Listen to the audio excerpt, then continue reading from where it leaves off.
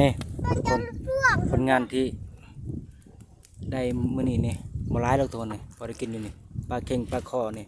แล้วก็มีกุ้งนี่ปลาก็บ่ใหญ่ปานใดทุกคนมีแต่ปลาน้อยนะอันนี้ก็จะเป็นปลาอย่างนี้ปลากินหญ้าวันนี้ทุกคนนี่บ่หลายดอกพอได้กินดอกซำนี้ประมาณนั้นเนาะบักจีเนาะพอได้กินแล้วซำนี้กะนี่เด้น้องปลาที่เฮาลงในเมื่อกี้นี่น้ำมันก็ยังเหลือแต่ซำนี้แหละทุกคนมันมีแต่ขี้ต้มเป็นน้ำสร้างนะเป็นน้องสระเป็นน้ำสร้างปลาก็บ่หลายปานใดอยู่ในนี้กันเป็นแต่ปลาเลี้ยงเด้ปลาธรรมชาติปลาคอปลาเค็งแล้วก็ปลาดุกเนี่ยทุกคน